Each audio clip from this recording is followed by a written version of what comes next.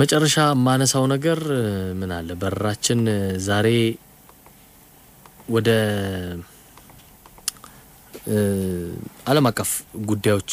ነው በበኩሌ ማነሳው ግን ከአውሮፕላን እገታዎች ጋር ጠለፋዎችና ከዛ በኋላ የተፈጠሩ ድራማዎች ጋር ማነሳው ነው ያው አውሮፕላኖች ይጠለፋሉ አዎ ብዙ ጠለፋዎች በመቶዎች የሚቆጠሩ ጠለፋዎች አጋጥመዋል ግን ሁሉም ድራማዊ አልነበሩ አንዳንዶቹ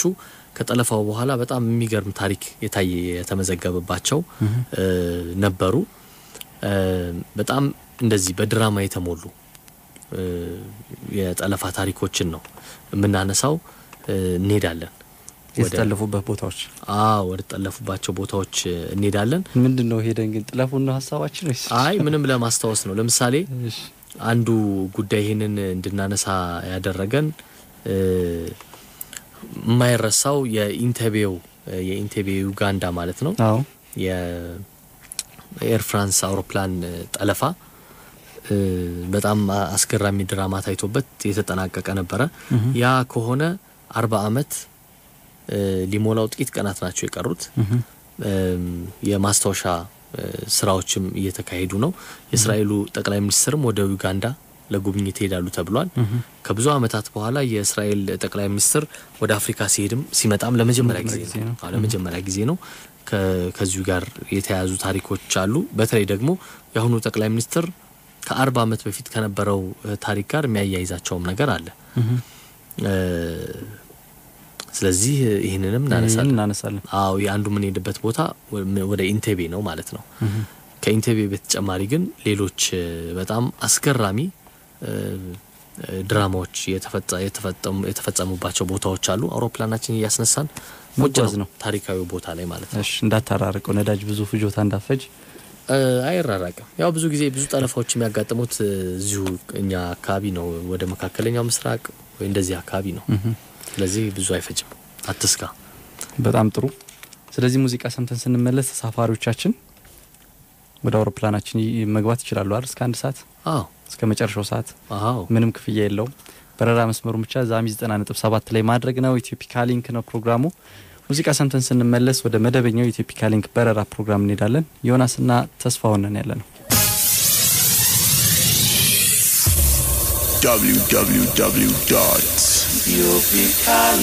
www.ethiopicaling.net በረራ ኢትዮፒካ ሊንክ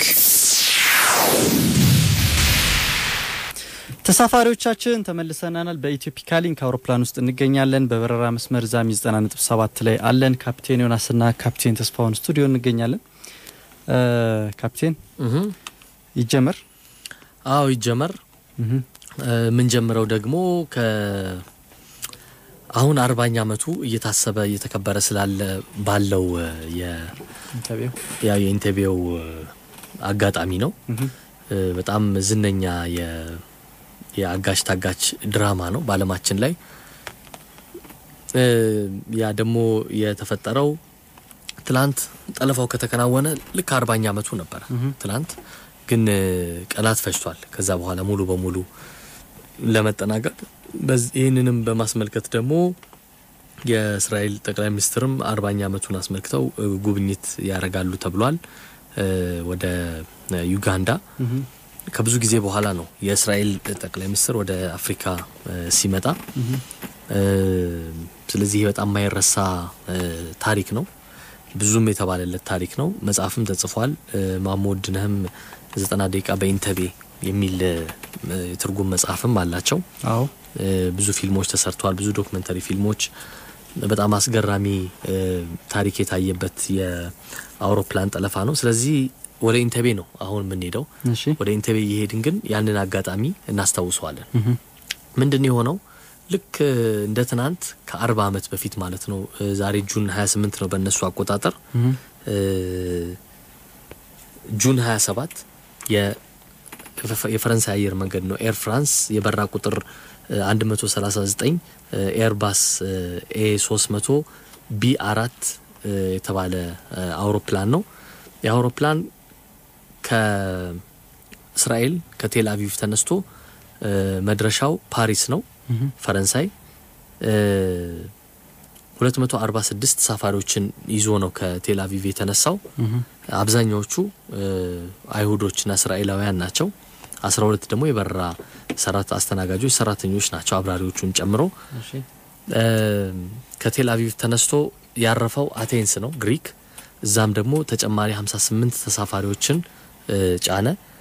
አራቱ ጠላፊዎች የተሳፈሩትም እዛ ነው አቴንስ ላይ ነው ከዛ በኋላ ቀን 6 ሰዓት ተኩል ላይ ከአቴንስ ተነስቶ ወደ ፓሪስ ጉዞ ጀመረ ከጠላፊዎቹ ሁለቱ ፍልስጤማውያን ናቸው የፒኤፍኤልፒ የሚባል የፍልስጤም ነፃ አውጪ ድርጅት አባላት ናቸው ሁለቱ ደግሞ ጀርመናውያን ናቸው የጀርመን አብዮተኞች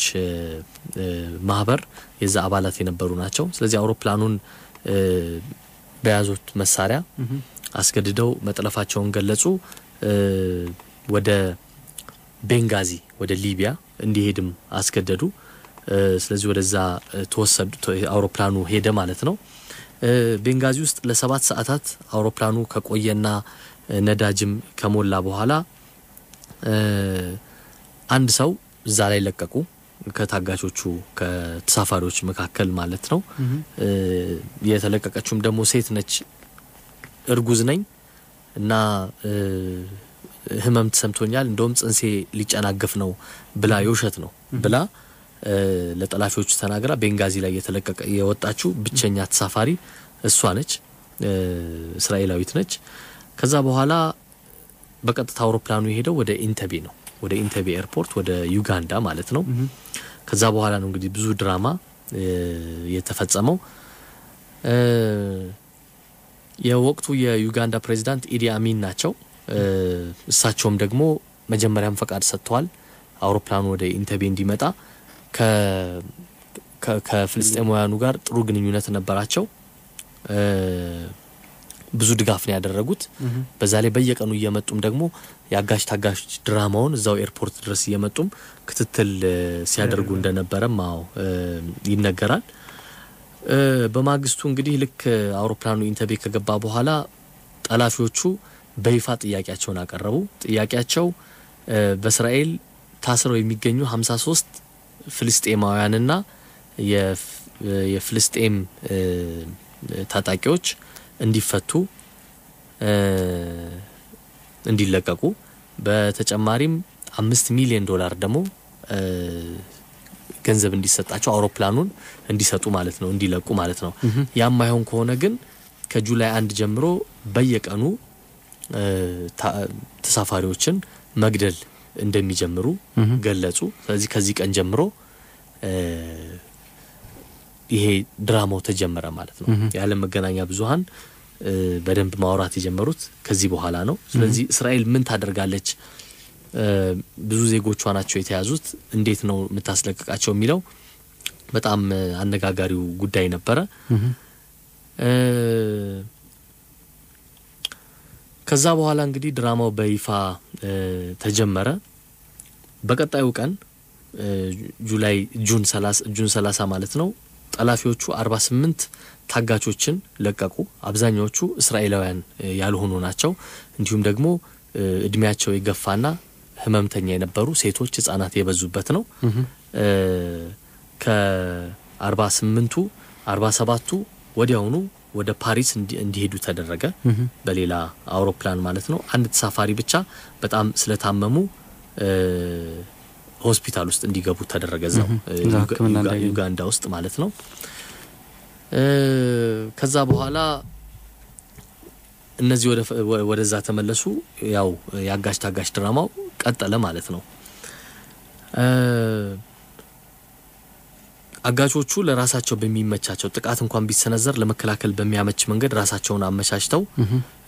በእስራኤል በዩጋንዳ ወታደሮችም ደግሞ እገዛም እየተደረገላቸው ከ100 በላይ የዩጋንዳ ወታደሮች ጥበቃ ያደረጉ ያንን አካባቢ በደንብ አመቻቹላቸው ማለት ነው ከዛ በኋላ እንግዲህ ለእስራኤሎች በጣም የጭንቀት ጊዜ ነበረ ምን እናድርግ የእስራኤል ካቢኔ በጣም ብዙ የተወያየበት ነበረ እንግዲህ ከዛ በኋላ የእስራኤል ፖለቲከኞች ሲናገሩ ብዙ አማራጮችን ነው የተጠቀሙት አንደኛው በቃ ፖለቲካዊ መፍትሄ እናግኝ በቃ ኢዲ አሚንን እናሳምንና ከጠላፊዎቹ ጋር አደራድረውን ዜጎቻችን እንዲለቀቁ እናድርግ ብለው ነበር ያኔ ከኢዲ አሚን ጋር በጣም ጥሩ ግንኙነት ከነበራቸው መሪዎች ወዳጅ የነበሩት የግብፁ ፕሬዝዳንት አንዋር ሳዳት ነው እስራኤል በአሜሪካ በኩል አድርጋ ሳዳትን አስጠይቃ እስቲ አሚንን ጠይቁልን አግባቡልን ብላ ነበር ግን አሚን ፈቃደኛ ሊሆኑ አልቻሉም እስራኤሎቹ በኋላ ላይ እንዳመኑት በቃ ማይሆን ከሆነ ያ ወታደራዊ እርምጃ ለመውሰድ ሐሳብ ነበር ግን ደግሞ ወታደራዊ እርምጃው ዩጋንዳ ያለችው ከእስራኤል በጣም ርቃ ነው ስለዚህ እዛ ድረስ ሄዶ ይሄንን የወታደራዊ እርምጃ ማድረግ የማይቻል ከሆነ በቃ የታሰሩትን ፍልስጤማውያን አጋቾቹ የጠየቁትን ማለት ነው ለማሟላትም ለመልቀቅ ማለት ነው ለመልቀቅ ያሰቡ ነበር በቃ ካልሆነ አማራጭ የለንም እንደዛ ማድረግ አለብን ይያሉ ነበር ግን በጣም ዋናው ያስፈልጋቸው ነገር ቀን ያስፈልጋቸዋል ልክ ጁላይ 1 ሐምሌ 1 ጠላፊዎቹ በቃ መግደል እንጀምራለን ብለዋል የቀራቸው አንድ ቀን ብቻ ነው ስለዚህ ወታደራዊ እርምጃ ለመውሰድም በቂ ጊዜ የለም አጭር ሰዓት ነው ለፖለቲካዊ መፍትሄ ለማስገኘትም በቂ አይደለም ጊዜው ስለዚህ የነበራቸው አማራጭ ቀን ማስጨመር ነው ስለዚህ የእስራኤል ካቢኔ ከጠላፊዎቹ ጋር ተደራድሮ ቀን እንዲጨመርለት የተወሰኑ ቀናት ጠየቀ ተሳካለት እስከ ጁላይ 4 ድረስ ለተጨማሪ 3 ቀናት ያ እንዲራዘም ተደረገ ያንን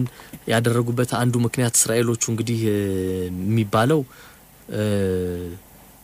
ፕሬዝዳንት ኢዲ አሚን ወደ ፖርት ሉዊ ወደ ሞሪሸስ ይሄዱ ነበር ለአፍሪካ አንድነት ድርጅት ስብሰባ እሳቸው በወቅቱ የአፍሪካ አንድነት ድርጅት የወቅቱ ሊቀመንበር ነበሩ እና ወደዛ ሄደው ስብሰባው ፖርት ሉዊ ነበር የሚደረገውና ሊቀመንበርነታቸውን የሚያስረክቡበት ስለሆነ የግድ መገኘት ነበርባቸው ወደዛ እንደሚሄዱ እስራኤሎቹ ያውቃሉ ስለዚህ እሳቸው በሌሉበት ከሆነ እሳቸው ከሀገር ውጭ ባሉበት ከሆነ ወታደራዊ እርምጃ ለመውሰድ በጣም የተሻለ አጋጣሚ መሆኑን ስላመኑበት ነው ወደዛ ማራዘም የፈለጉት ከዛ በኋላ በቀጣዩ ቀን የእስራኤል ካቢኔ በቃ ሁኔታዎችን አየና ወታደራዊ እርምጃ መውሰድ እንችላለን ወደሚል ውሳኔ ላይ ደረሰ ግን ደግሞ እንዴት ነው ያንን የምናደርገው ቀላል ነገር አልነበረም በጣም ጊዜው አጭር ነው ግን ሰፊ ደግሞ ወታደራዊ እርምጃ ነው ስለዚህ ያው አልተኙም እስራኤል የመከላከያ ሰዎች የደህንነት ሰዎች ያለ እንቅልፍ ያለ ማቋረጥ ለብዙ ሰዓታት ያካሄዱት ዘመቻ ነበር ሐሳብ ነበር ጎን ለጎን ደግሞ ፖለቲካዊ እንቅስቃሴዎችም ያደረጉ ነበር ለማዘናጋት ማለት ነው በጣም በከፍተኛ ሚስጥር የተያዘ ነበር አንዱ እንግዲህ በጣም ፈታኝ የነበረው አውሮፕላኖች ወታደሮችን ጭነው ዘመቻ የሚያደርጉ ከእስራኤል ሊበሩ ነው ወደ ዩጋንዳ ስለዚህ ሳይታወቅባቸው በራዳር ሳይታዩ መሄድ ነበርባቸው በራዳር ከታዩ ጥቆማው ሊመጣ ይችላል የዩጋንዳ መንግስት መረጃው ከደረሰው በቃል ሊያሸሻቸው ይችላል ወይ ሌላ ነገር ሊፈጠር ይችላል ይከሽፋል ማለት ነው ሙሉ በሙሉ ስለዚህ በጣም አንዱ ስጋት የነበረው እሱ ነው በተለይ ብዙን የአየር ክልል አውሮፕላኖቹ የሚያቋርጡት በጣም የተሻለ ቦታ የተባለው በኬንያ በኩል ማቋረጥ ነው ስለዚህ የኬንያን መንግስት በሰዓታት ውስጥ አግባብቶ ፈቃድ ተሰጥቶት በአየር ክልል ውስጥ እንዲገባ ማሳመን በጣም ከባድ ፈተና ነበር ሞሳድ የእስራኤል የስለላ ድርጅት ለዚህ ዘመቻው ደግሞ አስቀድሞም ጥሩ ግንኙነት የነበራቸው ከሀገሪቱ ከኬንያ የግብርና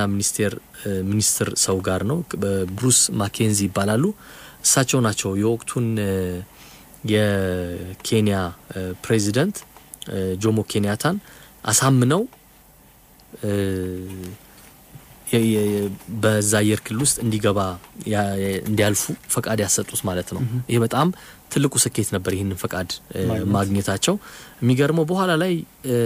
ኢዲ አሚን እኚህንም ሰው አስገድሏል ከሁለት አመት በኋላ የኬንያን ሚኒስትር ማለት ነው አውሮፕላናቸው ውስጥ ፈንጂ ተጠምዶ እንዲሞቱ አድርጓል የዩጋንዳ መንግስት በቀላ ያደረጉት ነገር ማለት ነው የሆነ ሆኖ ብቻ ከብዙ ልፋት በኋላ 4 አውሮፕላኖች ተነስተው እንዲሄዱ ተደረገ ወደ ዩጋንዳ እንዲዘምቱ ማለት ነው የተነሱት ከሻርም አልሼክ ነበረ ከግብጽ ማለት ነው በቀይ ባህር በኩል አድርገው በጣም ዝቅ ብለው በመብረር ወደ ራዳር ውስጥ እንዳይገቡ ማለት ነው የግብጽን የሱዳንና የሳውዲ አረቢያን በቀይ ባህር አካባቢ ያሉ ወታደሮች እንዳያዩዋቸው ማለት ነው ያንን ማሳካት ቻሉ ከዛ በኋላ ደግሞ በቀይ ባህር ዞረው በጅቡቲ በኩል ዞረው በኦጋዴን በኢትዮጵያ መሬት በኢትዮጵያ አየር አድርገው ከዛ በቪክቶሪያ ፏፏቴዎች በቪክቶሪያ ሐይቅ በኩል አድርገው በኬንያ ማለት ነው ወደ ዩጋንዳ ወደ ኢንቴቤ ገቡ ማለት ነው አውሮፕላኖቹ እንግዲህ 4 አውሮፕላኖች ሁለቱ ቦይንግ 707 አውሮፕላኖች ናቸው አንደኛው የሕክምና መሳሪያዎችን የጫነ ምክንያቱም ሰዎች ቢጎዱ ታጋቾቹ አደጋ ቢደርስባቸው ወይ ወታደሮቹ ድጋፍ የሚሰጡ ማለት ናቸው እነዚህ ጆሞ ኬንያታ ኤርፖርትም አርፈው ነዳጅ ሞልተው ነው የሄዱት ስለዚህ ኬንያ መንግስት ትብብር ነበረበት ማለት ነው ሆኖም ቀረ በዛኑ ቀን ጁላይ 3 ምሽት ላይ ማታ ሌሊት ማለት ነው እነዚህ ሁለት ግዙፎቹ ሄርኩለስ አውሮፕላኖችና ሁለቱ የቦይንግ አውሮፕላኖች ኢንተቤ አውሮፕላን ማረፊያ አረፉ ማለት ነው እንግዲህ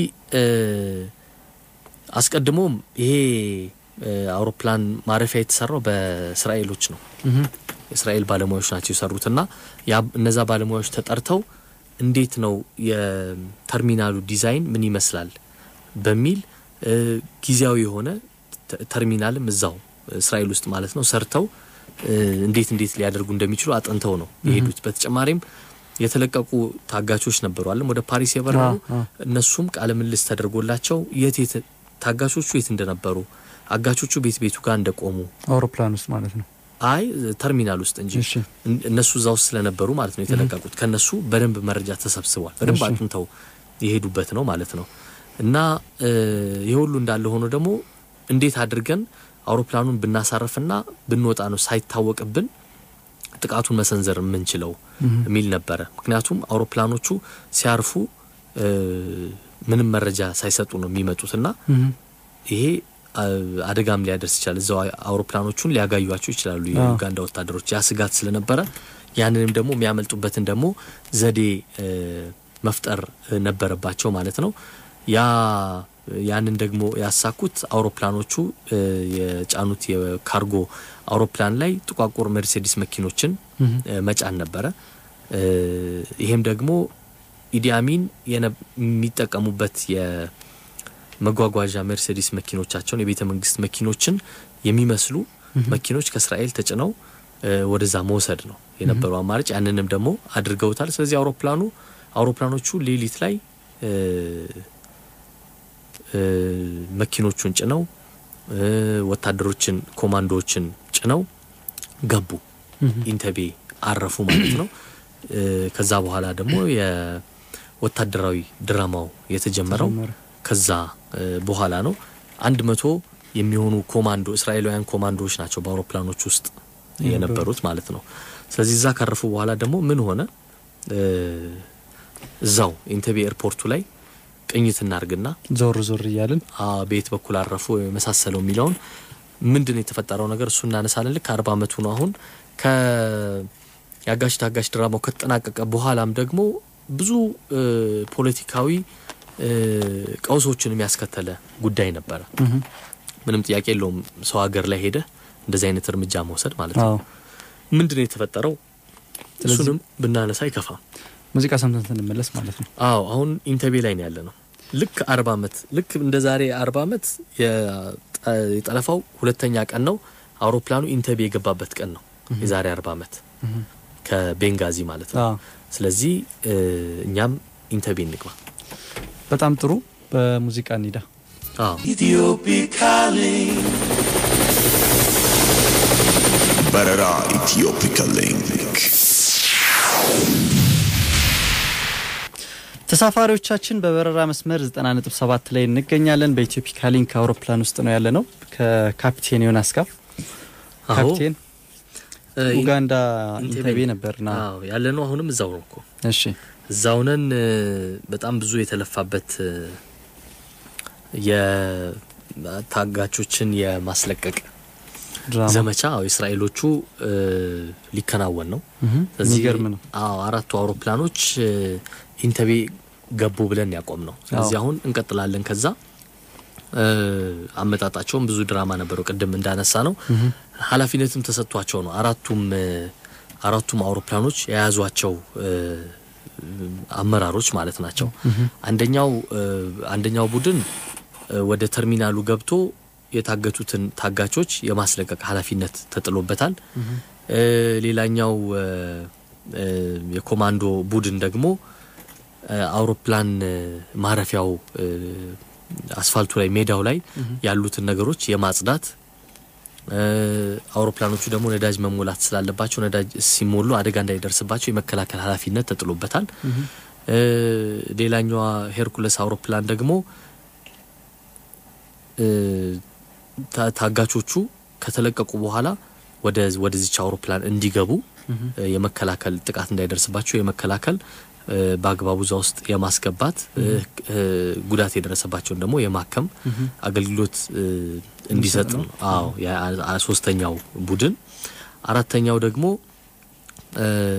አውሮፕላኖቹ ጥቃታቸውን ጨርሰው በሚሄዱበት ጊዜ ጥቃት እንዳይደርስባቸው ከእስራኤል ከኡጋንዳ አየር ኃይሎች የዛ ያሉትን የተዋጊ አውሮፕላኖች የማጋየት ሐላፊነት የተጣለበት ቡድን የነበረው ማለት ነው ከሞላ ጎደል ሁሉም የተሰጣቸውን ሐላፊነት ተወጥቷል ማለት ይቻላል ያው ቀደም እንዳልነው መርሴዲስ መኪኖችን ይዘው ነው የገቡት ኢዲ አሚን እንደመጣ ለማስመሰል ማለት ነው ከዛ በኋላም አውሮፕላኖቹ አረፉ ጥቁር መርሴዲሶቹ ከአውሮፕላኖቹ ውስጥ ወጡና በአስፋልቱ ላይ በመንደርደር አስፋልት የአውሮፕላን ማረፊያው ማለት ነው በዛ ላይ መሄድ ጀመሩ እና ጥበቃ ላይ የነበሩት የዩጋንዳ ወታደሮች ፕሬዝዳንታቸው የመጣን የመሰላቸው ግን አንደኛው ወታደር ግን ተጠራጠረ ሁለት ናቸው የተጠራጠሩት ማማ ላይ ሆኖ የነበሩት በቅርቡ ኢዲ አሚን ነጫጭ መርሴዲስ መኪኖችን እንደገዙ ያውቃሉ ፕሬዝዳንታቸው በዛም ሲሄዱ አይቷቸዋልና ሁለቱ የሉም ጥቁሮቹ ብቻ ናቸው ያሉት ስለዚህ ምናልባት ሌሎቹ ሆኑ እንደሚል ጥርጣሬ ያደረባቸው እና በዛ መሰረት መኪኖቹን እንዲያቆሙ ትዕዛዝ ሰጡ እስራኤሎቹ ግን ለማቆምና ለመነጋገር ጊዜ አልነበራቸውም ተኩስ ተጀመረ ማለት ነው እነዛን ጥበቃ ላይ የነበሩትን ማማ ላይ የነበሩትን ተኩሰው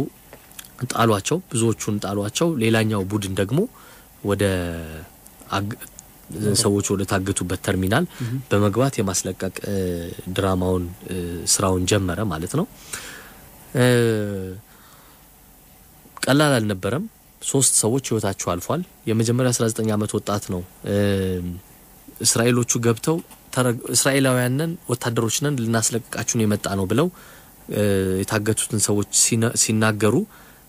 አንደኛው ወጣት ቆመ አላስተዋለም ቆሞ ሁኔታውን ሲያይ በጥይት ተመታ በስተት እስራኤሎቹ ናቸው የመቱት ካጋቾቹ አንዱ መስሏቸው ማለት ነው አንደኛው አጋች አንደኛው ጀርመናዊው ማለት ነው እሱ ነበር ፊት ለፊት ያገኛቸው ካላሽኒኮቭ መሳሪያ ይዞ ነበር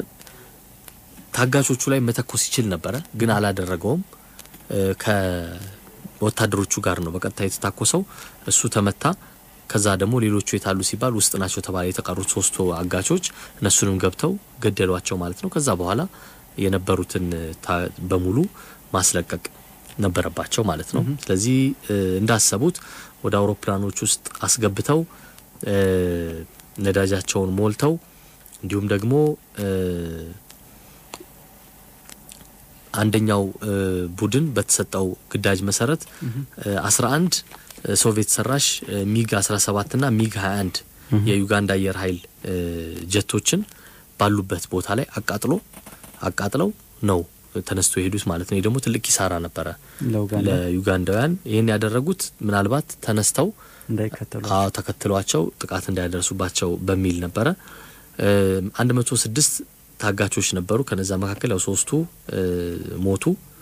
እዛው በተኩስ ልውውጡ ማለት ነው። አንዷ ሴት ለሕክምና ተለቀው ነበረ።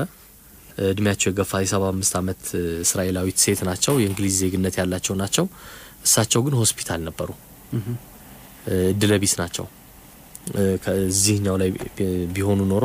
የሞጣት እድል ይኖራቸው ነበር። ያው ብዙ ጊዜ በተደጋጋሚ እንደተባለው በፊልሞችም እንዳየነው እኚህ ሴት ዶራ ብሎሽ ከሚታከሙበት ሆስፒታል ወዲያውኑ በይሄ ነገር እንደተፈጸመ ከቀናት በኋላ የዩጋንዳ ወታደሮች ከተኙበት አልጋ ላይ ከሆስፒታል አልጋ ላይ ይዟቸው ወጥተው ገድሏቸውም ከኢዲ አሚን ከተወገዱ በኋላ ነው ከካምፓላ ወጣ ብሎ ባለ ቦታ ላይ አስከሬናቸው የተገኘው ከተቀበረበት ቦታ የወጣው ማለት ነው። ለበቀል ነው ያንን ያደረጉት። ኢዲ አሚን ራሳቸው ናቸው ያዘዙት ይባላል። ያው ለነገሩ 3 አመት ብቻ ነው ከዛ በኋላ ኢዲ አሚን ስልጣን ላይም የቆዩት። እስራኤሎቹም እንግዲህ ይሄ በጣም ሊሆን የማይችል የሚመስል ነገር አሳክተው 3500 ኪሎ ሜትር ከሀገራቸው አቋርጠው መጥተው በጣም የሚገርም ስኬት ይዘው ዜጎቻቸውን ሁሉ አስለቀቀው የተመለሱበት ነበር። ይሄ ለእስራኤላውያን ከዛ በኋላ ላሉት በነበሩት ብዙ አመታት እስካሁንም ድረስ ትልቅ ገጽታ ትልቅ ስም የገነባላቸው ነው። በቃ እስራኤል በዜጎቿ ቀልድ እንደማታውቅ በጣም በቃ የማይታሰብ የሚመስል ሌሎች አገራት የማይሞክሩት እስራኤላውያን ግን ሞክረው ማሳካት እንደሚችሉ ያሳዩበት ነገር ነበረ። በዜጎቻቸው እንደማይደራደሩ በጣም ጠንካራ ወታደራዊ የስለላም ኃይል እንዳላቸው ያሳየበት ነበረ። አሜሪካውያንን ጭምር ያስደነቀ ነበረ። ያኔ ሄንሪ ኪሲንጀርም በጣም አስደናቂ በቃ የማይታሰብ ነው ብለው ነበር። ኪሲንጀር ያኔ የአሜሪካ ባለስልጣን ነበሩ እና በጣም አስገራሚ ነበር። አሜሪካውያን እንኳን ቴህራን ኢራን ላይ የታገቱ ዜጎቻቸውን ለማስለቀቅ ያደረጉት ሙከራ ሳይሳካ ነበር የቀረው አይደል? ከዛ በኋላም እና እስራኤላውያን ግን ከዛ የከፋ የሆነውን በጣም የማይመስል የሚመስለውን ዘመቻ አሳክቷል። በጣም አስገራሚ ነበር። ግን ዓለምም ለሁለት ተከፍሎ ነበር። በይፋ ድጋፋቸውን የገለጹ አገራት ነበሩ እንደ ጀርመን እንደ ምዕራብ ጀርመን እንደ ስዊትዘርላንድ የመሳሰሉ አገራት በቃ ይሄ ዜጎችን ለማስለቀቅ የተወሰደ ወታደራዊ እርምጃ ነው፣ ትክክለኛ እርምጃ ነው፣ ከአሸባሪዎች ነው ያንን ያደረጉትና ምን ሊጠየቁ ሊወቀስ አይገባም እስራኤላውያኑ ብለው ነበር። አንዳንዶች ደግሞ የሰውን ሀገር ድንበር ጥሶ ይሄን ማድረግ ተገቢ አይደለም ብሎ ነበር። የተባበሩት መንግስታትም ይሄንን ወቀሳ አሰምቶ ነበር፣ ያው ስለማይደግፍ ማለት ነው እንደዚህ አይነት ድንበር ዘለል ጥቃቶችን። ለማንኛውም ግን ይሄንን ዘመቻ ላሳኩ ባለሙያዎች ትልቅ ክብርም የእስራኤል በጣም ክብር ያላቸውን ሽልማቶችም ተሰጥቷል። አንድ ሰው ደግሞ ህይወቱን አጥቷል በዚህ ዘመቻ ላይ። ህይወቱን ያጣው ደግሞ የአንደኛው ቡድን የታጋቾቹን የማስለቀቅ ኃላፊነት የተሰጠው ቡድን የመሩት ያኔ 30 አመቱ ወጣት ዮናታን ኔታንያሁ ናቸው። ኮሎኔል ነበሩ ያኔ። እሳቸው የተገደሉት ታጋቾቹን ይዟቸው ሲወጡ ከማማ ላይ ከነበረ አንድ የዩጋንዳ ወታደር ነው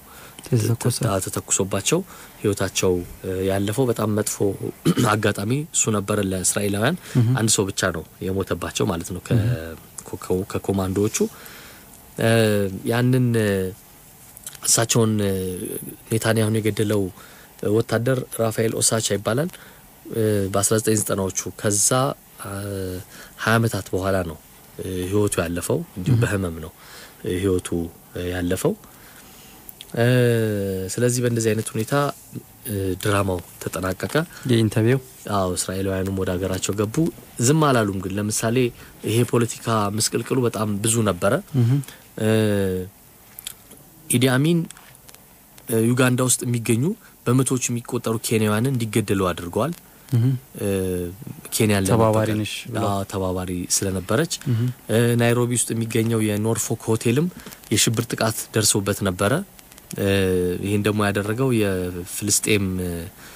ታጣቂ ቡድን ነው 20 ሰዎች የሞቱበት ነበር ምክንያቱም ደግሞ እስራኤልን ተባብራለች ኬንያ በሚል ያደረጉት ነገር ነው እና በአጠቃላይ ለእስራኤላውያኑ በጣም በተሳካ ሁኔታ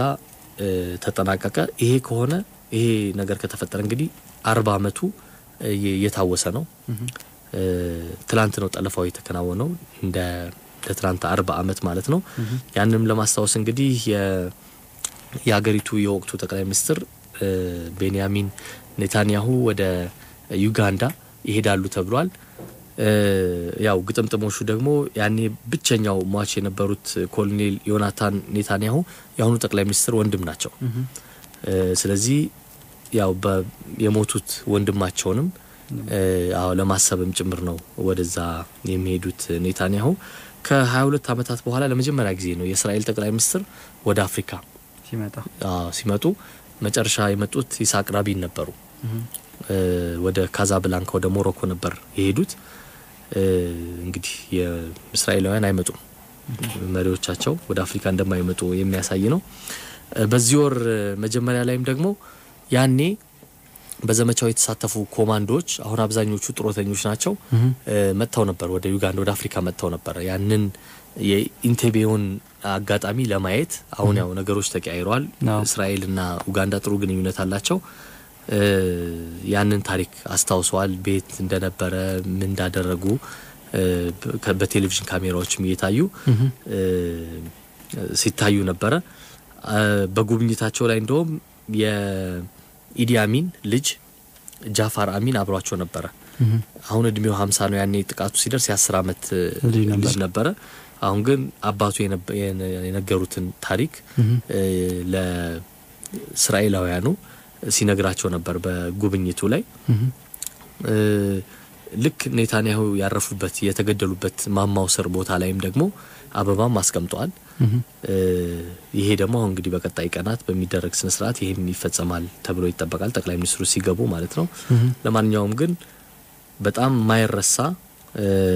ያጋሽ ታጋች ድራማ ከተፈጸመ የኢንተርቪው ጥቃት ልክ 40 አመት ሆነ በጣም የሚገርም ተለኮ ነበር በእውነቱ በጣም አስገራሚ ነው ስለዚህ በጣም ሌላም ያጋሽ ታጋች አለን አላህ እንዴ ገራኮ መሽተናካ እሺ ስለዚህ ሙዚቃ ሰምተን እንመለስና ወደዛ እንቀጥላ በጣም ጥሩ ተሳፋሪዎቻችን አሁንም ኢንተርቪው ነው የምንገኘው ከዚህ በኋላ ደግሞ ወደ ሌላ ቦታ እንሄዳለን ወደ አፍሪካ ይመስለኛል አሁንም ከዚሁ ከአህጉራችን አንወጣም እሺ በጣም ጥሩ Ethiopia Link Barara Ethiopia Link ተሳፋሪዎቻችን ተመልሰናል ኡጋንዳ ኢንተርቪው የነበር ነው ዮኒ ካፕቴን ዮናስ አሁን ወደ ሌላ ቦታ ልንሄድ ነው እዚሁ አፍሪካ ውስጥ ነው ብያለሁ አዎ ያው ማይረሱ ያጋሽ ታጋች ድራማዎችን ከበራ ጋር በተያያዘ ያነሳን ነው ይሄኛው በጣም አስገራሚ ታሪክ ነው አሁን የምንሄድበት ጉዳይ ማለት ነው እሺ ስለዚህ ተዘጋጅ ለመስማትም ያው የሄደበትን መስመር እንጓዝ ካልን እንደክማለን ግን ያው ቢያንስ ታሪኩን ማወቁ ምንም አይደለም ደግሞ ከቀድሙ ጋር ይያያዛል ደግሞ ከኢንተርቪው ጋር ምክንያቱም ይሄንን ጠለፋ ያከናወኑት ሰዎች የራሳቸውንም የጠሩት ኮማንዶ ማርቲር ሃሊማ ብለው ነው ያኔ በኢንተርቪው ጥቃት ከተገደሉት መካከል ለአንዷ ያላቸውን ክብር ለመግለጽ የሰጡት ስያሜ ነበር ለማንኛውም የሉፍታንዛ አየር መንገድ አውሮፕላን ነው የበረራ መስመር ቁጥር LH 181 ይባላል መስመሩ አውሮፕላኑ ደግሞ ቦይንግ 737 ነው ላንድ ሹት የሚባል ስምም ተሰጥቷል አውሮፕላኑ የከተማ ስም ነው ከዛ ነው የተሰየመው ነገሩ ደግሞ የሆነው የኢንቴቤው ከተፈጠረ ከአንድ አመት በኋላ ነው በጥቅምት 1977 በፈረንጆች አቆጣጠር ምንድነው የሆነው ይሄ ሉፍታንዛ አውሮፕላን ከፓልማ ደ ማዮርካ ከስፔን ማለት ነው ወደ ፍራንክፈርት 86 ተሳፋሪዎችንና 5 የበረራ ሰራተኞችን ይዞ ነበር የሚጓዘው በረራ የጀመረው 30 ደቂቃ ያህል አየር ላይ እንደቆየ ግን በፈረንሳይ በማርሴይ አየር ክልል እንደደረሰ አውሮፕላኑ መጠለፉን 4 ታጣቂዎች ይፋ አደረጉ ተነስተው ማለት ነው 2 ወንዶች 2 ሴቶች ናቸው እድሜያቸው የሁለቱ 22 የሁለቱ 23 አመት ነው ወጣቶች ናቸው የፍልስጤም ታጣቂ ቡድን አባላት እንደሆኑ ተናግረዋል ሁለቱ ፍልስጤማውያን ናቸው ሁለቱ ደግሞ የሊባኖስ ዜግነት ያላቸው ወጣቶች ናቸው ስለዚህ ወደ ኮክፒቱ ገብተው ያው ተጠልፈዋል አሉ አብራሪዎቹን ዋናውና ምክትሉን ማለት ነው ስለዚህ አውሮፕላኑን ወደ ቆጵሮስ ወደ ላርናካ ከተማ እዛ እንዲገባ እንዲያርፍ ጠየቁ ግን አብራሪው ሹማን ይባላል የርገን ሹማን ይባላል ይሄ ጀርመናዊ አብራሪ አይ ነዳጅ የለንም ማረፍ የምንችለው አቅራቢያችን ወዳለችው ሮም ነው ወደ ጣሊያን ማለት ነው እንደዛ አለ አማራጭ አልነበራቸውም ሮም አሳረፉት እዛ ካረፈ በኋላ በይፋ አጋቾቹ ጠላፊዎቹ ጥያቄ ያቀረቡ የሚፈልጉት ነገር ማለት ነው የሚፈልጉት ምንድነው የሬድ አርሚ ፋክሽን የሚባል አንድ ተገንጣይ አንድ ቡድን ነበረ የዛ 10 አባላት የዛ 10 አሸባሪዎች ታስረው ነበረ እነሱ እንዲለቀቁ እንዲሁም ደግሞ ቱርክ ውስጥ የተያዙ 2 ፍልስጤማውያን ጓደኞቻቸው እንዲለቀቁ በተጨማሪም $15 ሚሊዮን ገንዘብ እንዲሰጣቸው የሚጠይቅ ነበር ያኔ ልክ ይሄ በቃ ጠለፋው እንደተጀመረ የጀርመን የአገር ውስጥ ጉዳይ ሚኒስትር ለጣሊያን አቻቸው ምን ብሏቸው ነበር የአውሮፕላኑ ጎማዎች አፈንዷቸው በቃ እንዳይነሳ አውሮፕላኑ ከዚህ በኋላና እዛው ሆነን እዛው ተደራድረን እዛው ነገሩን እንዲቋጭ ብለው ነበር ግን ጣሊያን ሰዎች ነገሮችን ካገናዘቡ በኋላ እነዛ ታጣቂዎቹ ያዟቸውን ጠላፊዎቹ ያዟቸው መሳሪያዎች ግምት ውስጥ አስገብተው ያንን ማድረግ አልቻሉም ስለዚህ አውሮፕላኑ ነዳጅ እንዲሞላላቸው ጠየቁ መጨረሻ ላይ ጠላፊዎቹ ስለዚህ አውሮፕላኑን አስነስተው መጀመሪያ አስበው ወደ ነበረው ከተማ ወደ ቆጵሮስ ማለት ነው ወደ ላርናካ ወደ ዛንዲበር ተደረገ እንደውም ከሮም የአየር ትራፊክ መቆጣጠሪያ ተነሱ ሚል መልእክትም ሳይሰጣቸው ነው በቃ በራሳቸው አስገድደው እንዲወጣ ያደረጉት ማለት ነው አውሮፕላኗ ችላንድ ሹት ማለት ነው ላርናካ አረፈች እዛ ካረፈች በኋላ የፍልስጤም ነጻ አውጪ ድርጅት የፒኤልኦ ተወካዮች መጥተው እነዚህን ታጣቂዎች ለማግባባት ሞክረው ነበር ግን ታጣቂዎቹ ፈቃደኛ ሊሆኑ አልቻሉም ስለዚህ ድጋሚ ነዳጅ ይሞላና ወደ መካከለኛው ምስራቅ እንሂድ ወደ ቤይሩት ሚል ጥያቄ ያቀረቡ ግን ቤይሩት የአየር ክልሌን ዘግቻለሁ እዛ ማሳረፍ አልችልም ብላ አስቀድማ ተናገረች ስለዚህ ወደ ደማስቆ እንሂድ ወደ ሶሪያ በመትኳሉ አውሮፕላኑ ተነሳ ወደ ደማስቆ መግባት አልቻለም ተከለከሉ ደማስቆ ወደ ባግዳድ ወደ ኢራቅ አቅጣጫቸውን ቀየሩ እዛም ተከለከሉ መጨረሻ ላይ ወደ ኩዌት ለመሄድ ሞከሩ ወደ ኩዌትም መድረስ አልቻሉም እዛም ተከለከሉ ማረፍ አትችሉም ተባሉ ወደ ባህሬን ተጓዙ መጨረሻ ላይ ማለት ነው ባህሬን አየር ላይ ያሉ ለሹማን ለዋናው አብራሪ ማለት ነው አየር ላይ ይሄድ የነበረ የካንታስ አየር መንገድ የአውስትራሊያ አየር መንገድ አብራሪዎች በሬዲዮ ነገሯቸው የባህሬን ኤርፖርት ተዘግቷል ስለዚህ ማረፍ አትችሉም አሏቸው በቃ እሳቸው ግን ለባህሬን ለአየር መቆጣጠሪያ ሰዎች ደውለው ነዳጅ የለንም ከዚህ በኋላ የትም ማረፍ አንችልም በቃ ዛማ ታሳርፉን ከሆነ መውደቁን የአውሮፕላን ብለው ጠየቋቸው እምቢያሉ በጣም አንገራገሩ ባህሬኖች መጨረሻ ላይ ግን አማራጭ አልነበረም እንዲያርፍ ተደረገ ሌሊት 8 ሰዓት የሆነ ነው አውሮፕላኑ ዛረፈ ከዛ በኋላ ድራማው በዚህ ብቻ አላበቃም እዛ ሆነው ነዳጅ ይሞላልን ወደ ሌላ የተሻለ ሀገር መሄድ እንፈልጋለን ለድርድር ወደሚመቸናሉ የተሻለው ደሞ ያሉት እነሱ ወደ ዱባይ ነበር ስለዚህ ወደ ዱባይ ነዳጅ ተሞላና ከባህሬን ተነሱ አሁንም ወደ ዱባይ ጉዞ እየተደረገ ያለ ዱባይም ፈቃደኛ አልሆነችም እንደውም ይሄ አውሮፕላኑ የሚያርፍበትን አስፋልት ሜዳውን በሙሉ በመኪኖች በሳት አደጋ መኪኖች በመሳሰሉት ሞልታ ዘግታ በቃ አላስቆመም ይሄን አውሮፕላን አላሳረፍም ብላ ውሳኔዋን ገለጸች ካፕቴኖቹ ግን በጣም ብዙ ተጨቃጨቁ በቃ ሰው ህዝብ ይዘናልና መከስከሳችን ነው አሁንም በቃ ልቀቁልን አሏቸው መጨረሻ ዱባዮቹም አማራጭ አልነበራቸው መኪኖቹን አስነስተው አውሮፕላኑ እንዲያርፍ ተደረገ ማለት ነው ያኔ ዛም ድርድር ተደርጎ ነበር የዱባዩ የወቅቱ የመከላከያ ሚኒስትር የነበሩት ሼክ መሐመድ ናቸው ከሳቸው ጋር እንዴት ወይ የፈለጉት እንዴት እናሟላላቸዋለን የሚል ነገር ነበር ጀርመናውያኑ ደግሞ ከዱባዮቹ ጋር ተነጋግረው ወታደራዊ እርምጃ እዛው ዱባይ ላይ ይወሰድ ተባለና በዚህ ተስማምተው ምዕራብ ጀርመናውያን ኮማንዶች ወደ ዱባይ እንዲሄዱ ተደረገ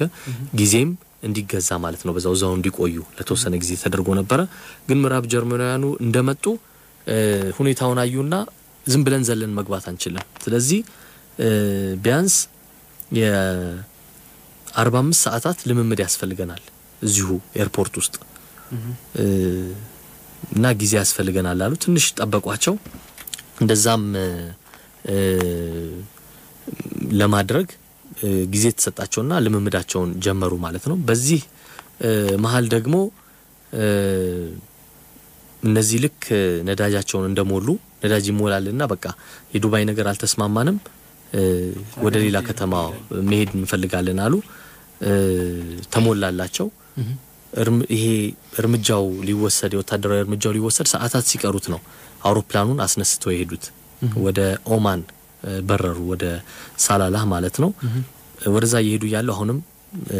ተከለከሉ እዛ ማረፍ አማራጭ አልነበራቸውም ወደ ኤደን ደግሞ ሄዱ ወደ የመን ማለት ነው እዛ ከሄዱ በኋላ የኤደኑ በጣም ድራማ ይሞላበት ነበር ደቡብ ሱዳን ደቡብ የመን ማለት ያኔ ኤደን ፈጽሞ አላሳረፈም ማለት እንደውም ሁለቱን አስፋልቶቹን ማረፊያዎቹን በመኪና ዘግተው በቃ የፈለገ ይምጣ እንጂ እዚህ ውስጥ እነዚህ አውሮፕላኖች አያርፉም ብሎ የየመን መንግስት ከለከለ አብራሪዎቹ ነዳጅ የለንም በቃ ማረፍ አንችልም ይያሉ በጣም በተደጋጋሚ ቢሉም እንደሌሎቹ አልተሳካላቸውም ስለዚህ ነበራቸው አማራጭ ከአስፋልቱ አጠገብ የነበረ ያሸዋ ሜዳ ላይ አውሮፕላኑን ማሳረፍ ነው ስለዚህ እዛ ላይ አውሮፕላኑን አሳረፉት ያው የተመቸ አውሮፕላን ስላልነበረ አውሮፕላኑ በጣም የተንገጫገጨ ነበር ያረፈውና ከዛ በኋላ ለመነሳት ይችላል አይችልም ስጋት ነበር ማለት ነው እና ሌላው ድራማ የተፈጠረው ያኔ ጠላፊዎቹ ምንድነው ያደረጉት ዋናውን አብራሪ ሹማንን ከአውሮፕላኑ አስወርደው ላኩት ወደ መሬት እና አስወርደው አውሮፕላኑን ያው ይሄ ጎማው አካባቢ የመሳሰለው ነገር ሊነሳ ይችላል ወይ ጉዳት ደርሶበታል ወይ ሚሊዮን አጣራ አሉት ከዛ በኋላ ወረደ አብራሪው በጣም ብዙ ሰዓት ፈጀ ለመመለስ እነሱ በጣም ደጋግመው እንዲመለስ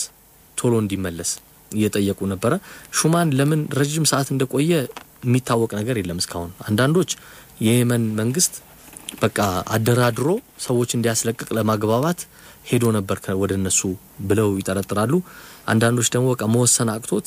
ታች ቁጭ ብሎ ነበርም ይላሉ ለማንኛውም ብዙ ጠብቀውት መጨረሻ ላይ ግን መጣ ሹማን መጣ ግን የሚገርመው ለምን እንደዘገየ ምን እንዳቆየው ለመጠየቅ እንኳን ጊዜ አልሰጡትም ገና እንደገባ ነው ተኩሶ የገደሉት ለጥፋቱ ብለው ማለት ነው ስለዚህ አውሮፕላኑ በረዳት አብራሪው ኃላፊነት ስር ወደቀ ማለት ነው እና አውሮፕላኑ በቃ ማስነሳት ነበረባቸው ምንም ይሁን ምን ረዳት አብራሪው አስነሳ ተባለና ወደ ሞቃዲሾ ደሞ ይዘውት መጡ ወደ ሶማሊያ ማለት ነው ልክ ሶማሊያ እንዳረፉ ከዛ በኋላ ወደ ሌላ ቦታ የመሄድ ፍላጎት አልነበራቸውም ያን የሚያሳዩት ረዳት አብራሪውን ግዳጅን ጨርሰሃል መውጣት ትችላለህ ብለው ፈቃድ ሰጡት ከአውሮፕላኑ ማለት ነው ያለ ፓይለት እንዲቀሩ በቃ ዛው ለመቅረት ማለት ነው ግን ረዳት አብራሪውም ለመውረድ ፈቃደኛ አልነበረም ተሳፋሪዎቹን ጥዬ የትም አልሄድም ከሞቱም አብሬ ሞታለሁ እዚህ ሆናለሁ ብሎ ቁጭ አለ ማለት ነው የገደሉትን ዋና አብራሪ አስከሬን ግን ጣሉት ከአውሮፕላኑ ውጭ ማለት ነው ከዛ በኋላ ነው ጀርመኖቹ ዜጎቻቸውን ለማስለቀቅ ዱባይ አስቦት የነበረውን ዘመቻ ወደ ሶማሊያ ላይ ለማድረግ የወሰኑት እሱም ቀላል አልነበረም ያኔ የሶማሊያ መሪ ሲያድ ባሬ ነበሩ ከሳቸውን አግባብቶ ያን ወታደራዊ እርምጃ እንዲከናወን ማድረግ ጊዜ የፈጀ ነበረ ምክንያቱም ከምዕራባውያን ጋር ግንኙነታቸው ጥሩ ስላልነበረ ማለት ነው ባሬ ስለዚህ አውሮፕላኑ እዛው ባለበት እነዛም የጀርመን ልዩ ኮማንዶዎች መጥተው ሞቃዲሾ ላይ ገብተው 30 የሚሆኑ ኮማንዶዎች ናቸው ያንን ዘመቻ የፈጸሙት እና ሚሊዮን ስኬታማ ነበረ ከአራቱ ሁለቱ ዛው ተገደሉ አንደኛው ቆሰለ በኋላ ላይ ሞተ አንደኛዋ ቆስላ ተያዘች ማለት ነው ከዛ በኋላ እንግዲህ ሌሎቹ በሰዎቹ ላይ ምንም የደረሰ ጉዳት አልነበረም ጥቃቅን ጉዳት ነው የነበረው ስለዚህ ይዟቸው ተመለሱ ወደ ጀርመን ማለት ነው ዜጎቻቸውን አውሮፕላኑንም ይዘው ተመለሰው በቅርብ ነው አውሮፕላኑም ከስራ ውጭ ሆኖ እንጂ ለ35 አመታት ያህል ከዛ በኋላ ማገልግሎት ሲሰጥ የነበረ አውሮፕላኑ በጣም ዝነኛ አውሮፕላንም ሆኖ ነበር ይሄ አውሮፕላን 122 ሰዓታት ነው አጠቃላይ አየር ላይ የቆዩት ወደዚህ ሲሉ ማለት ነው እና በተለይ ለዛው ውስጥ ለነበሩት ተሳፋሪዎች በጣም የሚያሰቃይ ጊዜ ነበር በጣም አስከፊ ጊዜ ነበር 122 ሰዓታት የተሰቃዩበት ነበር ግን እድለኞች ናቸው አንዳቸውም አለመጎዳታቸው ለማንኛውም የሉፍታንዛ በረራ ቁጥር 181 የጠለፋ ድራማ 5 ቀናት ፈጅቶ ያው ተጠናቀቀ ማለት ነው በዚህ መልኩ ስለዚህ ወደ ሞቃዲሾ ነው የምንሄደው ማለት ነው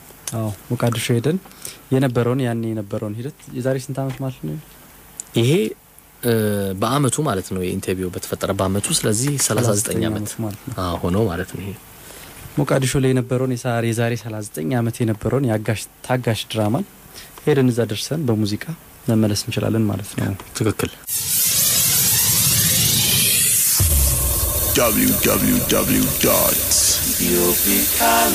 www.ethiopicaling.net በረራ ኢትዮፒካ ሊንክ ተሳፋሪዎቻችን ተመልሰናል በኢትዮፒካ ሊንክ አውሮፕላን ውስጥ ነው የምንገኘው በበረራ መስመር ዛሚ 90.7 ላይ ያለን ካፕቴን ዮናስና ካፕቴን ተስፋውን ኮክፒት ውስጥ እንገኛለን ካፕቴን በረራችን ይቀጥል እሺ ይቀጥል ተስፍሽ አንተም በረራ አለ ብለናል ግን ሰዓቱም እየሄደ ነው ስለዚህ አንዲት ጉዳይ ብቻ ላንሳና እሺ ይሄን በጣም ዝነኛ ድራማ ነው ከመስከረሙ የሽብር ጥቃት በፊት በነሱ አቆጣጠር በ2001 ሆነው ማለት ነው ከዛ በፊት በአንድ ቀን በተመሳሳይ ጊዜ አሸባሪዎች ብዙ አውሮፕላኖችን የጠለፉት ያ ከሆነ ከ31 አመታት በፊት ነው በ1970 በፈረንጆች አቆጣጠር ነው ያ ደግሞ የዳውሰንስ ፊልድ ሃይጃኪንግስ ይባላል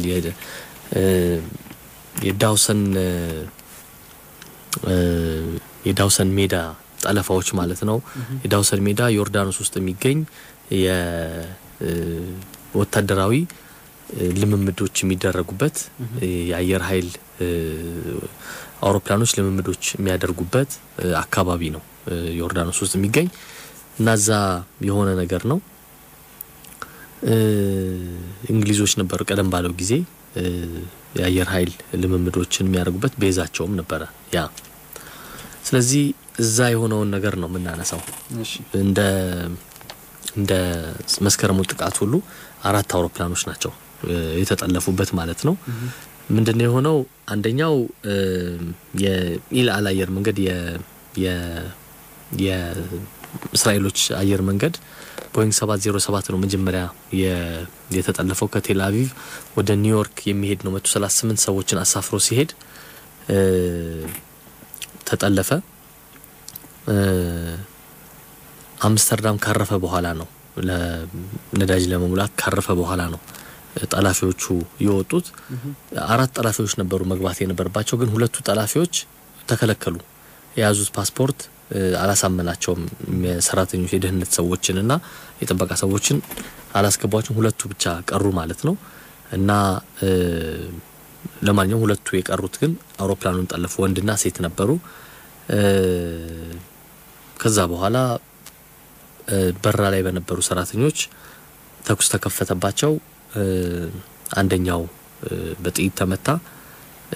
ሌላኛው ጠላፊ ደግሞ ተያዘች እና ለንደን ላይ እንዲያርፍ ተደረገ ከሸፈ ይሄ ጠለፋ ማለት ነው ሁለተኛው ጠለፋ ደግሞ በተመሳሳይ ቀን ማለት ነው 144 ተሳፋሪዎችን ደግሞ የያዘ አውሮፕላን ይሄም ከቴል አቪቭ ተነስቶ ወደ አቴንስ በአቴንስ በግሪክ ከዛ በፍራንክፈርት አድርጎ ወደ ኒውዮርክ የሚሄድ ነበረ ይሄም ገና ከፍራንክፈርት እንደተነሳ ተጠለፈ ጠላፊዎቹ አውሮፕላኑን አስገድደው ወደ መካከለኛው ምስራቅ በማምጣት ዮርዳኖስ ይሄ ዳውሰንስ ፊልድ የተባለው ቦታ ላይ ዛሻው ላይ እንዲያርፍ አደረጉት ማለት ነው ቦይንግ 707 ነበረ 155 ተሳፋሪዎች ነበሩ ስለዚህ ታገቱ ማለት ነው እነዚህ ሁሉ ሰዎች ቀጣዩ ደግሞ የስዊዝ ኤር የአየር መንገድ ደግሞ 143 ተሳፋሪዎችን ደግሞ ይዞ ከስዊዝ ወደ ኒውዮርክ ሲሄድ ይሄም ተጠለፈ ይሄንም ወደ ተመሳሳይ ቦታ ወደ ዳውሰንስ ፊልድ ጠላፊዎቹ እንዲወሰድ አደረጉት ማለት ነው 2 ግዙፍ አውሮፕላኖችን ያዘ ያ ሜዳ ማለት ነው 151 ተሳፋሪዎች ሲጨመሩበት እንግዲህ ቁጥራቸው ከ300 በለጠ ማለት ነው የታገቱት ሰዎች የመጨረሻው አራተኛው በረራ ደግሞ ከብራስልስ ወደ ኒውዮርክ የሚሄድ ሌላ የፓን አሜሪካን አየር መንገድ አውሮፕላን ነው ይሄንን ደግሞ ይሄንም ጠለፉትና ጠላፊዎቹ ግዙፍ አውሮፕላን ነው ቦይንግ 747 ትልቅ አውሮፕላን ነው ይሄ አዲስ አውሮፕላን ነበር በወቅቱ 747 በጣም ግዙፍ ነው አሁንም ድረስ የዓለማችን ግዙፍ አውሮፕላን ነው ቤሩት አሳረፉት ይሄንን አውሮፕላን ከዛ በኋላ ደግሞ ካይሮ አረፈ ግን ከካይሮ በኋላ ወደ ዳውሰንስ ፊልድ መውሰድ አልቻሉም ምክንያቱም ግዙፍ ስለሆነ ያ አይበቃውም ያ ቦታ ለዚህ አውሮፕላን አይሆንም ስለዚህ የነበራቸው አማራጭ እዛው ካይሮ ማቆየት ነው ሰዎቹን ሁሉ ካስወጡ በኋላ በድርድር ማለት ነው ጠላፊዎቹ መጨረሻ ላይ እነሱን በፖሊስ ተያዙ አውሮፕላኑን ግን አጋዩት በዛኑ ቀን የሆነ ነበር ይሄኛው ከዛ በኋላ በነገራችን ላይ አንደኛውን አውሮፕላን የጠለፉት የመጀመሪያው ጠለፋ ላይ አይገቡም ተብሎ የተከለከሉት 2 ተሳፋሪዎች 2 ጠላፊዎች ሌላ አውሮፕላን ጠልፈው ነው መልሰው ወደዛኛው ይዘው ሄዱት ማለት ነው ወደ ሌላ ትኬት ቆርጠው እዛው ኤርፖርት ውስጥ ወደ ሌላ አውሮፕላን ገቡ ከዛ 4ቱ በዚህ ቀን ተጠለፉ ማለት ነው ከ3 ቀናት በኋላ ደግሞ ሌላ የቢኦኤሲ 775 የተባለ የበረራ ቁጥር 105 ተሳፋሪዎችን ይዞ ደግሞ ከቦምቤ ወደ ለንደን ሲሄድ ይሄም ተጠለፈና ወደ ዳውሰንስ ፊልድ ተወሰደ 3 አውሮፕላኖች እዛ ሜዳ ላይ ሄዱ ማለት ነው የነዚህ ሰዎች ጥያቄ የነበረው ምንድነው ለንደን ላይ የተያዘችው አንደኛዋ ጠላፊ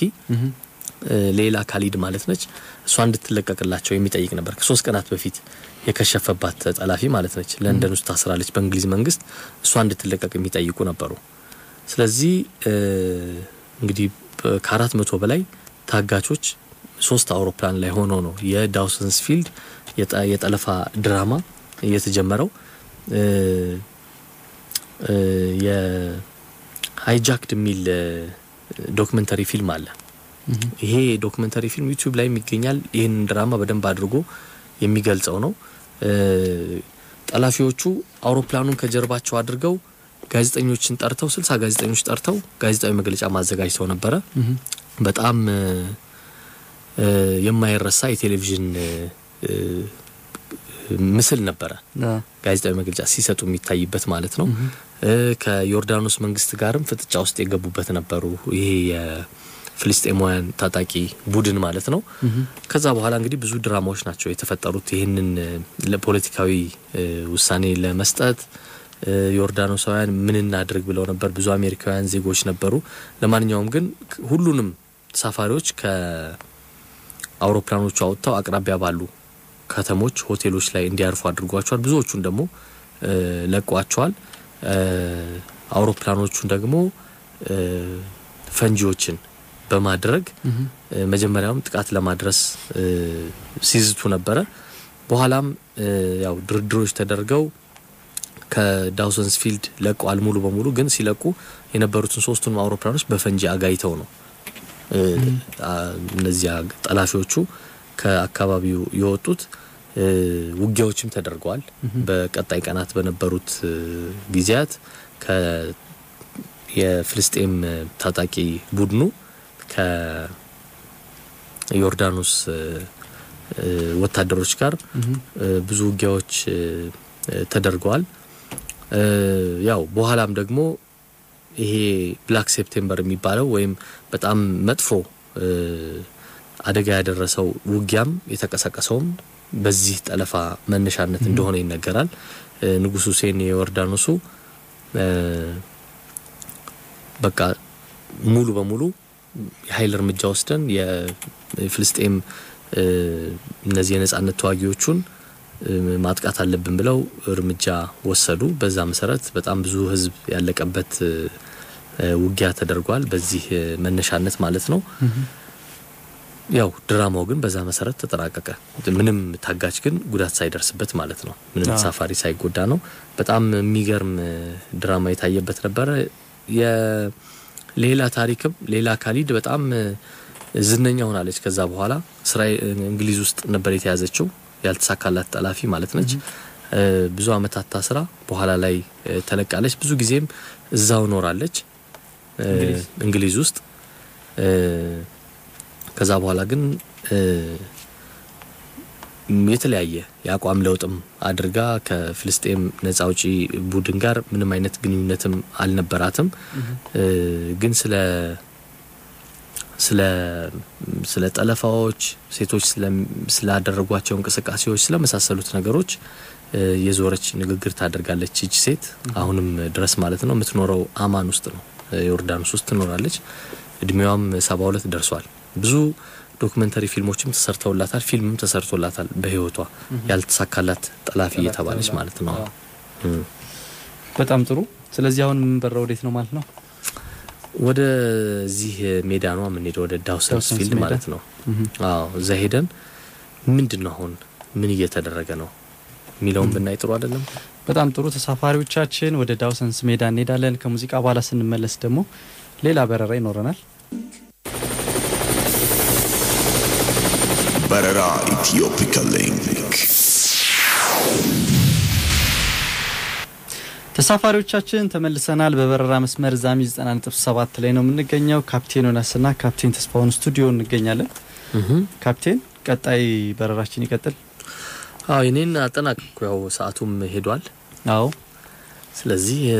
ቀጥላ ደማንተ አንድ ቦታ ብቻ እንሂድና ሰዓቱም ስለሌለን ለሚቀጥለው እናዞራለን ሌላ ቀን ይቻላል ስለዚህ አንድ የምንሄድባቸው አሁን ባለፈው ያቀረብነው ሐሳብ ነበር አይደል በ2016 መታየት አለባቸው ተብለው ከተዘረዘሩት ውስጥ አሁን አንዱን ቦታ እንይደሞ እሺ በዚህ ዝርዝር ውስጥ ከተዘረዘሩት ጃፓን አንድ ቦታ ተካቶላታል ይሄ የድመቶች ደሴት የሚባል ነው ካትሳ አይስላንድ ይባላል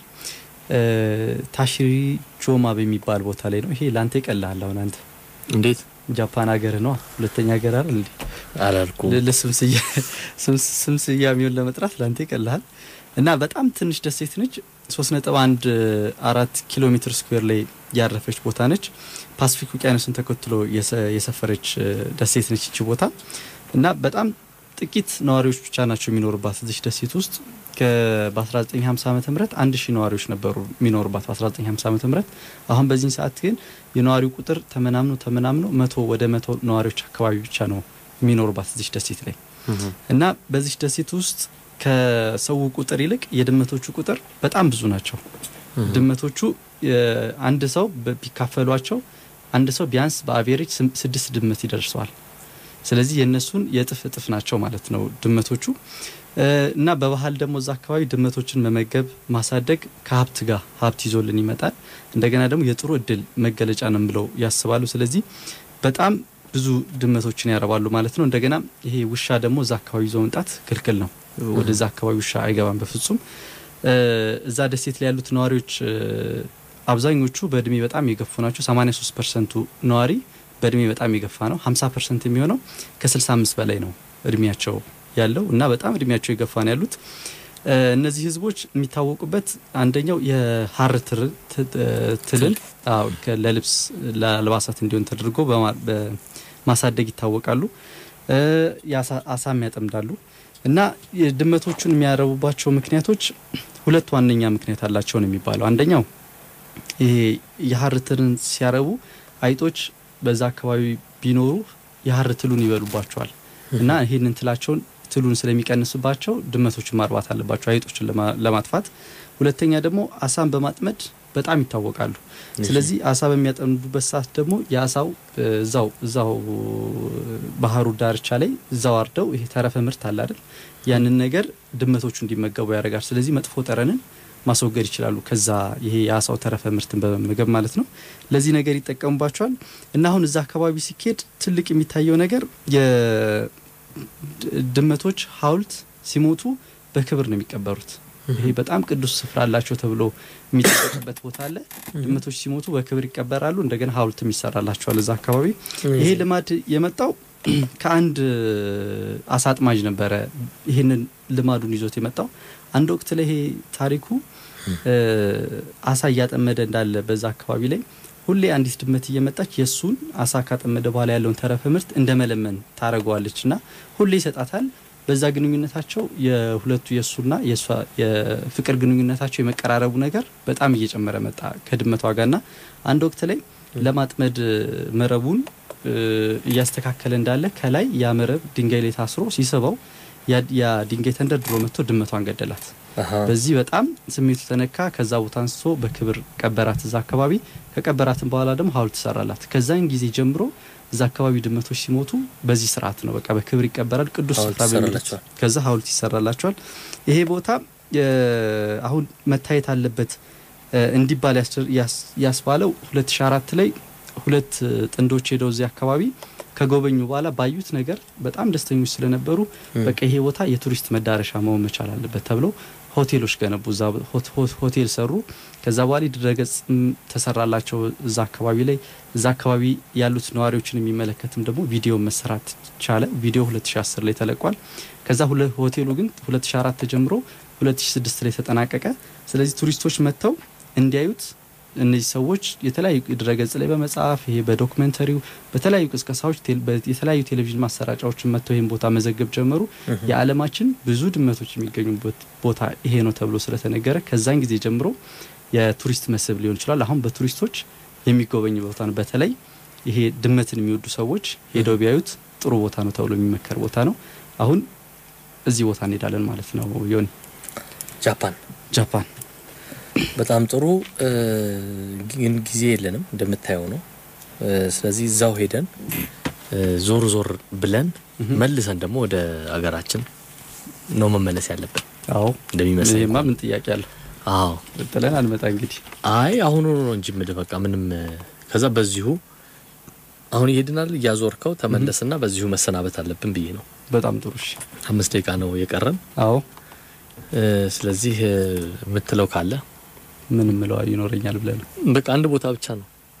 የምትበረው ማለት ነው ዛሬ የአየር ሰዓቱን ተቆጣጣርከው አንተ ምን ጥያቄ አለ ኮክቱን መሪውን አልሰጠህም አልከኝ እሺ ይሁን ለማንኛውም እናመሰግናለን ለበረራዎቹ ጃፓን ከተማዋንና የድመቶቹን ታሪኮች ሐውልቶቹን ማይተን ከዛ በኋላ እንመለሳለን እስካሁን ከኛ ጋር የበረሩትን በሙሉ በጣም አድርገን እናመሰግናለን ቅዱስ ጊዮርጊስ ቢራና ድራፍት ደግሞ የፕሮግራማችን ስፖንሰር ነበር እድሜያቸው 18 ላለፋቸው ብቻ ይሸጣል ከስራ በኋላ ዘና ለማለት ይመረጣል ቅዱስ ጊዮርጊስ ቢራና ድራፍት ከቢጂአይ ኢትዮጵያ በልክ ይጠጣል የሚጠጡ ደግሞ አሽከረክሩ አዎ ከመኪና መንዳት ይታቀባሉ እሺ ስለዚህ መተናል ተመልሰን ጥሩ ጊዜ ነበር ስለዚህ ሙዚቃ ይሰማል በዚሁ እንሰናበት በጣም ጥሩ ነገር በኢትዮጵያ ሊንክ ስሜት እንገናኛለን መልካም ምሽት ኢትዮጵያ ለዘላለም ትኖር ኢትዮጵያ ለዘላለም ትኖር ኢትዮጵያ ለዘላለም ትኖር